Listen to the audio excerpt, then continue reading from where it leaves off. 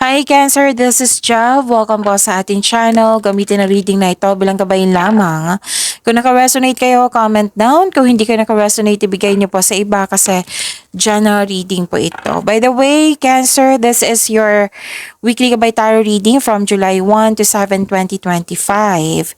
Maraming salamat po sa inyong patuloy na suporta at maraming salamat din po sa mga hindi nag-skip ng ads. Sa mga hindi pa nag-subscribe, subscribe na po kayo at click bell notification para malaman nyo na may bago tayong video. This is for you, Cancer, from July 1 to 7, 2025.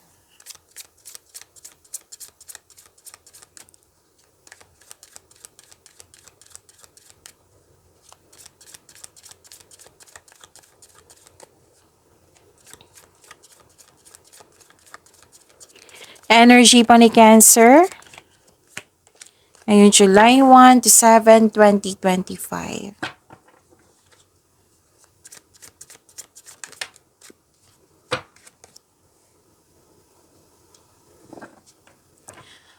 This is a reminder, this is a reminder for you, Cancer, lalo na sa mga bago dito. Kung may napansin kayo na repeating message, yan po yung pinupush ng course nyo po. Like for example, nanood kayo sa inyong Monthly Gabay Tarot reading. So, napanood nyo na ba? Oo. Tapos, napanood nyo po ito. Oo. At may napansin kayo na repeating message. Yan po yung pinupush ng course na kailangan yung bigyan ng atensyon, solusyon, at aksyon kung maaari po. So, na yung energy ni Cancer?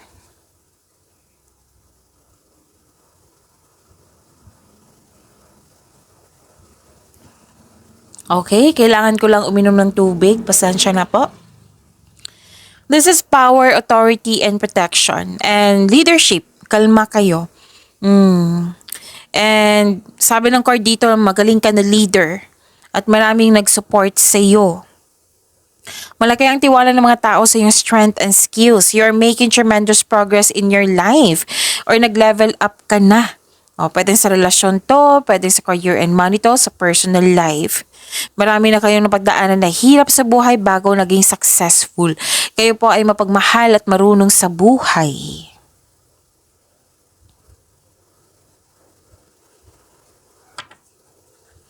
Okay.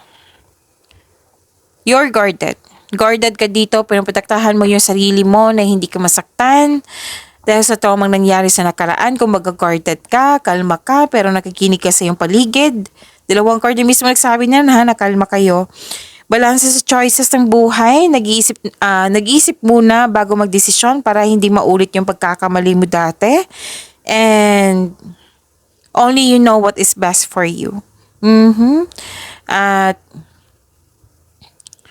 magtiwala sa inyong sarili. Makagawa ka lang ng courageous choices kung ikaw ay may tiwala sa sarili. Parang umiiwas ka din ng away dito or confrontation. Para hindi kayo masaktan or you're putting limitation. Kumbaga. Tapos, take time at magkaroon ng matibay na plano, lalo na sa career po. Tapos, may offer sa'yo na pinag-isipan mo na mabuti kung tatanggapin mo ba or hindi. Kasi ayaw mo magkamali sa choices na ito. Kung magdesisyon ka, gusto mong sigurado. And this card asks you, don't hesitate too long. Makinig sa iyong intuition and choose options that make sense on a gut level.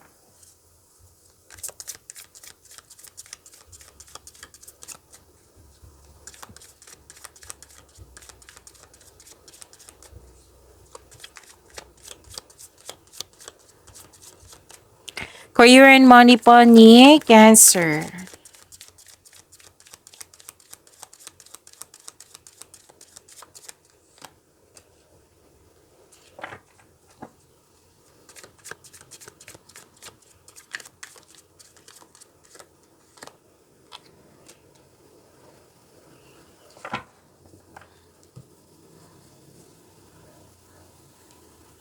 Sa career and money niyo po, intellectual ambition, magaling kayo na leader. This is a second card na nagsabi dito na magaling kayo na leader, Cancer. Tapos gumagawa ka ng logical na aksyon sa iyong mga layunin sa buhay. At may nakita ko dito magaling ka na leader. Pwedeng pagtanggap ng promosyon or pagkuha ng isang tungkulin sa pamumuno. Oo. Tapos sabi ng card dito, nakilala ka ng mga tao kasi marami ka ng magandang kontribusyon dyan. Oh, kung may legal issues kayo, huwag kayong mag-alala kasi this is good news. Makakatanggap kayo ng good news regarding po sa legal na usapin. Okay? Gumagawa ka ng aksyon dito upang manindigan. Ginagamit mo ang katalinuhan o lohika para makamit ang tagumpay. Actually, dalawang card po nagsabi dito na may recognition, na kilala ka, na mahusay kayo.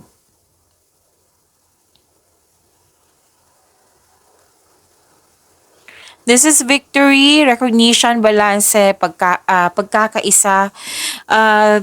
Sabi din ng card dito, 'di ba? May nasabi ako na good news. Oh, may good news talaga. Dalawang card na po nagsabi niyan.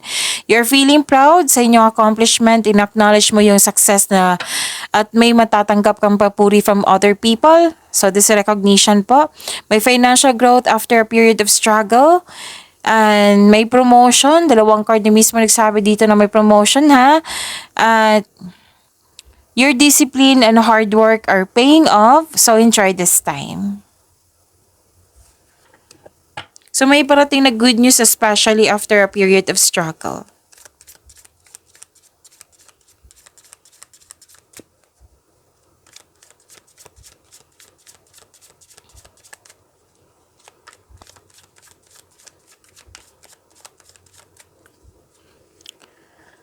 Love life, self-love, partnership, and romance ni Cancer.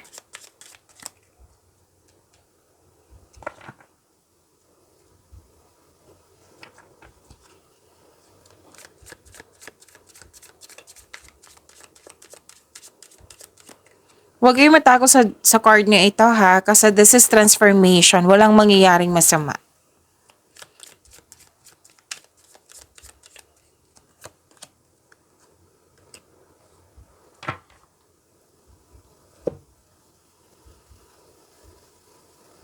So love life, self-love, partnership, and romance. This is ending with new beginning. May transformation.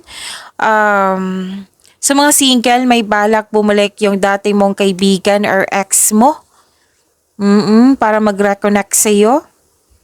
And sa mga relasyon sa buhay mag-asawa, may magaganap na unexpected way. Pwedeng cool off ito or paghihiwalay or di kaya space.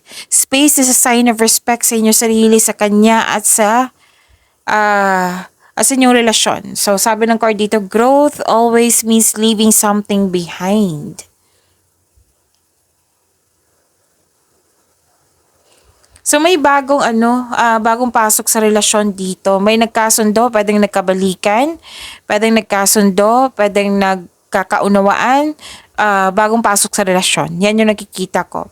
And sabi dito na isang magalaking good news to sa mga single kasi dumating na yung nakadestiny sa iyo. Maghanda dahil parating na nakatadhana sa iyo. Oo, pwedeng dumating na nasa harap mo na or parating pa. And sa mga relasyon, sa buhay mag-asawa, masaya kayo ngayon, mahal na mahal niyo ang isa't isa, at very supportive kayo sa mga ginagawa o plano niyo sa buhay.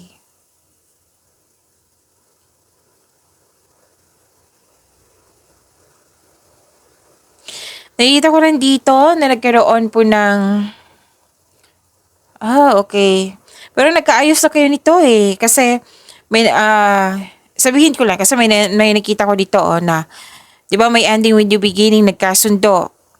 Oo. Nagkaroon ng hindi pagkakaunawaan before kasi nga may selos, inggit, kompetisyon, rivalry.